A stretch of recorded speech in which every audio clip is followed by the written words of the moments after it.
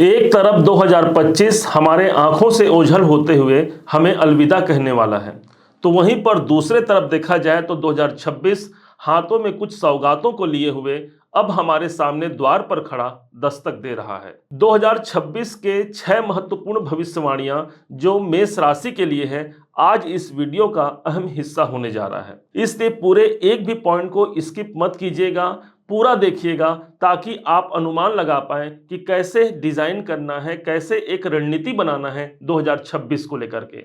यदि आवश्यकता पड़े तो कागज कलम लेकर के लिख भी लीजिएगा। यहां अब प्रारंभ करते हैं उन 6 भविष्यवाणियों को जो हमने अगले या पिछले समय पर 7-8 दिनों के जो हमारे मेहनत हैं, भले ये वीडियो आप तक 8-9 मिनट का ही पहुंचे, लेकिन इसके पीछे हमने पूरे पंचांग को निकाल करके कोई महत्वपूर्ण 6 तारीखों को निकाला है जिस समय पर कार्य सबसे ज्यादा मजबूती से पूरे होंगे।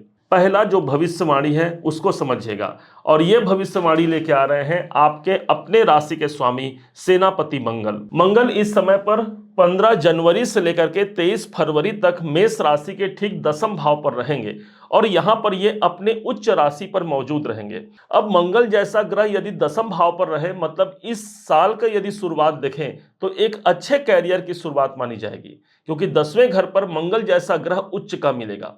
अब यहां पर एक रुचक नाम का राजयोग भी हमको मिल गया, जिसके माध्यम से हम कैरियर में कोई महत्वपूर्ण कार्य इस समय पर पूरा कर पाते हैं। काम धंधे, हमारे व्यवसाय बिजनेस के तौर पर भी यदि देखा जाए तो एक महत्वपूर्ण अवसर की तलाश जो हम कर रहे हैं, ये साल के शुरुआत में ही हमको मिलने जा रहा है। हो सकता है मनोनुकूल जॉब तक पहुंचना, मनोनुकूल बिजनेस तक पहुंचना इस मंगल की सबसे बड़ी श्रेष्ठता होगी। अब दूसरे पॉइंट पर आइए, और दूसरी भविष्यवाणी के रूप में आ रहे हैं स्वयं भगवान सूर्य नारायण। इस समय पर जो डेट होगा 15 अप्रैल से लेकर के 15 मई तक का डेट है। इस समय पर सूर्य जो मेष राशि के पंचमेश बनते हैं, ये स्वयं रहेंगे अपने आपके अपने राशि पर, जहां पर ये उच्चता को प्राप्त हो जाएंगे। ध्यान रखिएगा, एक तरफ मंगल उच्च के मिल गए और उसके तुरंत बाद सूर्य भी उच्च के हो गए और आपकी अपनी राशि पर। सूर्य को माना जाता है मान सम्मान प्रतिष्ठा के कारक, तो इस समय पर कुछ ओहदे हमारे बढ़ेंगे। हो सकता है कोई इंक्रीमेंट या बड़े प्रमोशन का योग बन सकता है जीवन में। स्वास्थ्य में यदि कोई परेशानी है तो सूर्य जैसा ग्रह हमारे अपने राशि पर मौजूद रहेगा, हम उस स्वास्थ्य के परेशानियों से बाहर निकल पाते हैं। एक लीडरशिप क्वालिटी हमारे अंदर कायम होती है, क्योंकि सूर्य हमारे राशि पर होगा। सूर्य को प्रकाश कहा गया है और इसलिए प्रकाश हमारे जीवन पर कायम होगा। कोई गवर्नमेंट से जुड़ा काम इस समय पर सबसे ज्यादा मजबूती से पूरा होगा, क्योंकि ये पंचमेश है, इसलिए जो सोचे हुए कार्य हैं पूरे होने जा रहे हैं। संतान को लेकर के कोई डिसीजन लेना है, कोई प्लान बनाना है उनके कैरियर या एजुकेशन के लिए, यह समय काफी महत्वपूर्ण होगा। अब तीसरे भविष्यवाणी पर आइए। तीसरा जो प्रभाव होगा वो स्वयं देवगुरु बृहस्पति का होगा। यह डेट होगा 1 जून से लेकर के 31 अक्टूबर सन 2026 तक के। होना क्या है, देवगुरु बृहस्पति मौजूद रहेंगे ठीक आपके अपने चतुर्थ भाव पर, और यहां ये जब प्रवेश करते हैं तो इसको उच्च की स्थिति प्राप्त हो जाती है। अब देवगुरु बृहस्पति चतुर्थ भाव पर उच्च के हैं। बहुत से लोग इस समय पर, इस टाइम पीरियड पर अपनी प्रॉपर्टी संबंधित कार्यों को पूरा कर सकते हैं। हो सकता है कुछ विदेश संबंधी कोई कार्य करना हो तो गुरु की दृष्टि सीधे 12वें घर पर पड़ रही है, अर्थात वहां से संबंधित कार्य भी हमारे पूरे होने जा रहे हैं। चौथा घर वो स्थान है जहां पर गुरुदेव बैठे हैं, ठीक इसके सामने का घर हमारा कैरियर है। मतलब देखा जाए तो कैरियर में ग्रहों का साथ नहीं छूट रहा है। अब यहां गुरु की दृष्टि का पड़ना उस भाव को, उस 10वें भाव को एक शुभता लाएगा, जहां पर गुरु यदि हंस नाम के राजयोग में प्रभावित है, अर्थात जीवन में भी वो हंस की भावना हमारे अंदर आएगी और लंबी उड़ान हम अपने जीवन पर प्राप्त कर पाएंगे। क्योंकि चतुर्थ भाव सुख और शांति का होता है, तो यदि 2025 में हमने अशांति देखी है, कोई ऐसा काम जो बार बार परेशान कर रहा है, तो कम से कम यहाँ देवगुरु बृहस्पति उच्च के मिल रहे हैं जो मानसिक शांति तो देंगे ही देंगे, साथ में बड़े कामयाबी का योग भी यहाँ पर निकलकर सामने आएगा। अब अगले चौथे प्रेडिक्शन पर चलिएगा, चौथे भविष्यवाणी, और ये होगा शनि के द्वारा, और ये तारीख होगी 26 जुलाई 2026 से लेकर के 3 दिसंबर 2026 तक के। इस समय पर थोड़ा ध्यान दीजिएगा। भाई ध्यान क्यों देना है? क्योंकि हमारे जीवन में इस समय पर शनिदेव 12वें घर पर चल रहे हैं और यहां पर जाकर के शनिदेव वक्री हो जाएंगे, तो इसलिए खर्च की अधिकता इस समय पर ज्यादा रहेगी।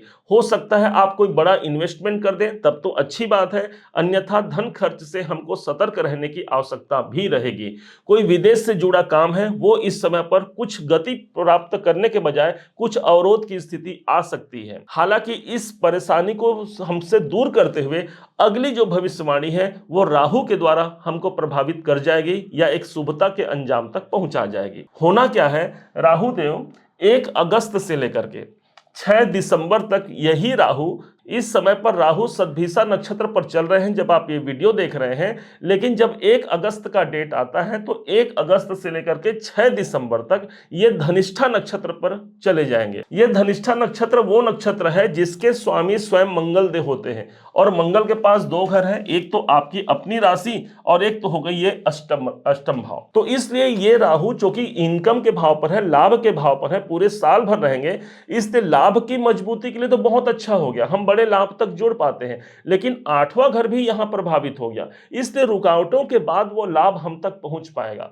या यूं कहा जाए कि हमको कुछ समय के लिए वहां पर अचानक से हमको धन प्राप्त हो सकता है, क्योंकि 8वां घर हमारे अचानक से होने वाले गतिविधियों को दिखाता है और जहां ये राहु बैठे हैं वो स्वयं हमारे इनकम का भाव हो गया। क्योंकि राहु हमारे अपने राशि पर भी प्रभाव दे रहे हैं, इसलिए हमारे अंदर जुनून आएगा, अपने जीवन में एक साहस आएगा कि हमको इनकम तक पहुंचना है, लाभ के मार्ग को प्रशस्त करना है और अपने जीवन में बड़ी ऊंचाइयों को प्राप्त करना है, ये राहु दिखाएगा। इसी समय पर राहु के पास जो नक्षत्र के माध्यम से जो दृष्टियां भी रहेंगी, वो पहली दृष्टि हमारे तीसरे घर पर पड़ेगी।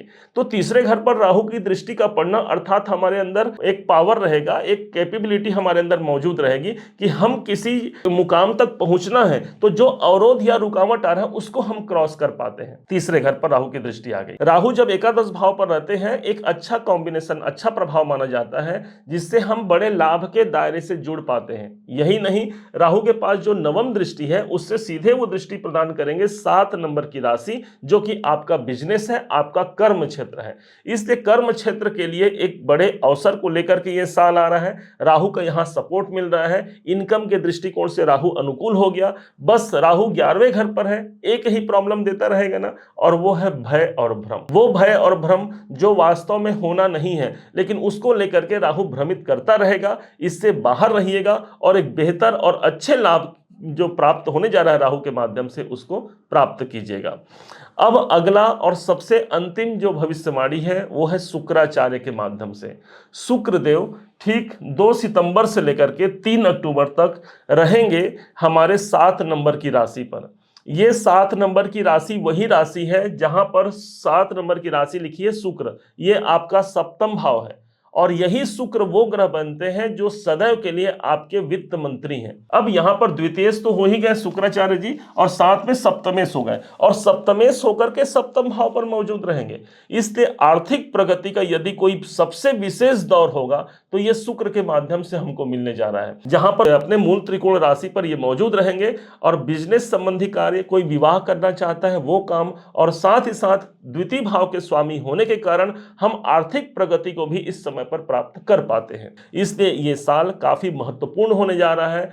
अपने लक्ष्य पर ध्यान केंद्रित रखिए और वहां तक पहुंचने के लिए अपने प्रयास को जारी रखिए। निश्चय जानिए ग्रह गोचर आपके अनुकूल है और 7.5 के इस समय पर भी एक बड़े और श्रेष्ठ परिणाम मिलने की बाध्यता ग्रहों के माध्यम से मिलने जा रही है। मेरे समझाने का तरीका यदि आपको सार्थक लगा हो तो हर बार की भांति इस बार भी अपना प्यार भरा लाइक और कमेंट करना कभी मत भूलिएगा। और हाँ, यदि अभी तक आपने चैनल को सब्सक्राइब नहीं किया है, सब्सक्राइब जरूर कीजिएगा।